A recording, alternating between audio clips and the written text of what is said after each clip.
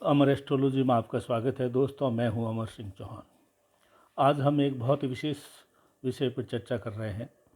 वो है गुरु ग्रह पर, बृहस्पति पर, जुपिटर पर। ज्योतिष में इससे बड़ा शुभ ग्रह कोई भी नहीं माना गया है।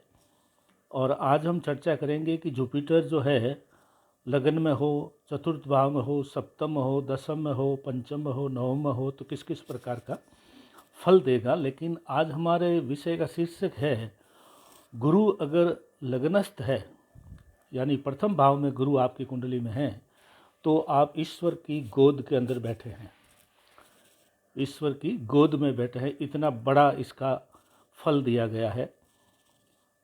तो यहीं से शुरुआत करते हैं। अगर कुंडली में गुरु ग्रह आपके लगन में स्थित है, तो भगवान की गोद में आप बैठे हैं, इतना बड़ा फल है।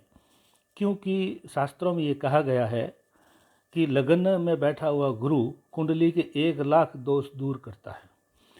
यानी इससे इतने दोष तो होते भी नहीं हैं कुंडली में, फिर भी कहावत के रूप में कहा गया है कि अगर लग्नस्थ गुरु है तो कुंडली के 1,00,000 दोष दूर हो जाएंगे। यानी लगन में अगर गुरु है तो कुंडली के सब दोष दूर हो जाते हैं। ये पहली बात हुई। फिर लगन के 2-3 घर और हैं, चौथा, सातवां, 10वां, यानी केंद्र घर। तो दूसरे जो स्तर पे अगर लगन में नहीं है तो बाकी जो 3 भाव है, चौथा भाव, सातवां भाव, 10वें भाव में अगर गुरु ग्रह स्थित है, तो महर्षि पराशर ने एक बहुत ही सुंदर श्लोक बताया है कि का करोति सर्वे ग्रह यस्य केंद्रे बृहस्पति। कि बाकी ग्रह क्या करेंगे अगर केंद्र में बृहस्पति है तो। केंद्र में जैसे लगन में मैंने बता दिया, बाकी केंद्र बचे 3, चौथा, सातवां, 10वां। लगन के अलावा भी अगर गुरु चौथे में है, 10वें में है, 7वें में है, तो ऐसा कहा गया है कि 1000 दोष कुंडली के अपना आप ही दूर हो जाते हैं। यानी क्या करेंगे दूसरे ग्रह जब बृहस्पति केंद्र में स्थित हो। इसके लगन में बैठा हुआ गुरु भगवान की गोद में बैठा हुआ माना जाता है। 10वें भाव में और चौथे भाव में बैठा हुआ गुरु भगवान के बिल्कुल ही पास में बैठा हुआ माना जाता है। 7वें भाव में बैठा हुआ गुरु भगवान के सामने बैठा हुआ माना जाता है। इसके बाद में आता है पंचम और नवम भाव। केंद्र के बाद में ये 2 स्थान और भी शुभ माने गए हैं, पंचम और नवम। अगर पंचम में गुरु है या नवम स्थान में गुरु है तो वो भगवान के दरबार में बैठा हुआ माना जाता है। इतना बड़ा गुरु की महिमा है दोस्तों।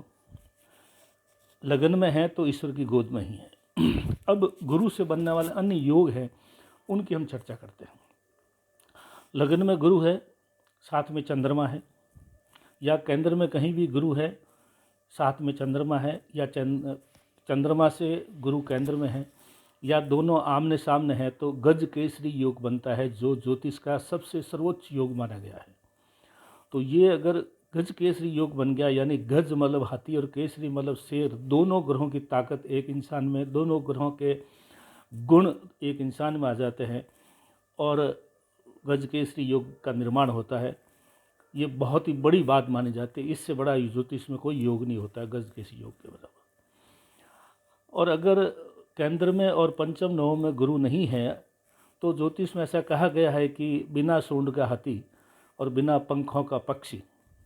अगर कुंडली में इन 4+2 केंद्र और 5 और 9 में अगर गुरु नहीं है तो बिना सूंड का हाथी और बिना पंखों का पक्षी माना गया है। अब इसी तरीके से 3 राजयोग बनते हैं गुरु से। जैसे मैंने बताया गजकेसरी यागयोग की चर्चा मैं कर चुका हूँ। इसके अलावा जो एक राजयोग और बनता है दोस्तों, वो है हंस पंच महापुरुष योग। हंस पंच महापुरुष योग कब बनता है? जब गुरु ग्रह उच्च राशि में हो, यानी कर्क राशि में हो, या शव राशि में हो, यानी धनु और मीन में हो। और धनु और मीन और कर्क राशि में होते हुए केंद्र में अगर बैठा है तो पंच महापुरुष योग बनता है। ये भी गजकेसरी योग के समान ही बहुत ही बड़ा फलदायी माना गया है। जिन जिन कुंडलियों में ये है वो भी ईश्वर के दरबार में बैठे हुए माने जाते हैं। और गजकेसरी योग की मैंने चर्चा कर दी। अगर लगन में है तो मैंने चर्चा कर दी। और पंच महापुरुष योग यानी हंस योग बन रहा है तो भी मैंने उसकी चर्चा कर दी। ये गुरु ग्रह की महिमा है दोस्तों। और इसके साथ थोड़ा सा कुछ विशेषण और हम जोड़ते हैं। गुरु अगर उच्च राशि में है यानी कर्क में है, शव राशि यानी धनु या मीन में है, मित्र राशि में है, तो जितना अच्छे खुद की राशियों में बैठा हुआ है उतनी ही डिग्री का फल अच्छा या कम या कमज़ोर होगा। तो ये भी देखना ज़रूरी है कि किस तरह की स्थिति में गुरु बैठा है, शव राशि है, उच्च में बैठा है, इस तरह से है। तो गुरु ग्रह को देखें दोस्तों, कुंडली को गुरु ग्रह को देख लिया तो बाकी देखने के लिए कुछ ज़्यादा बचता भी नहीं है। तो लग्नस्थ गुरु, जैसे मैंने बताया, लग्न में बैठा गुरु ईश्वर की गोद में बैठे हुए समान, ईश्वर ने आपको गोद में खिला रहे हैं, इतना अच्छा प्रभाव माना गया है।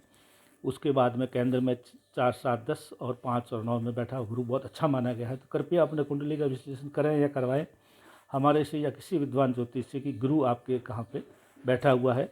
अगर गुरु अच्छे स्थान में नहीं है तो उसके उपाय वगैरह भी बताए जा सकते हैं। लेकिन आज का वीडियो का शीर्षक, गुरु अगर लगन में बैठा है तो आप ईश्वर की गोद में बैठे हुए हैं, बहुत भाग्यशाली आदमी हैं। हजारों करोड़ों लोगों से आपको भाग्य उत्तम है, उच्च क्वालिटी का है, विद्वान है, आध्यात्मिक पुरुष है, महिमा है, महामहिम है आप। तो आज का वीडियो गुरु ग्रह के ऊपर, विशेषकर लगन के ऊपर बनाया गया है दोस्तों। कृपया हमारे अमर एस्ट्रोलॉजी को लाइक करें, सब्सक्राइब करें, मित्रों को इसके लिए प्रेरित करें, जिससे हम और भी अच्छी वीडियो बना करके आपकी सेवा में पेश कर सकें।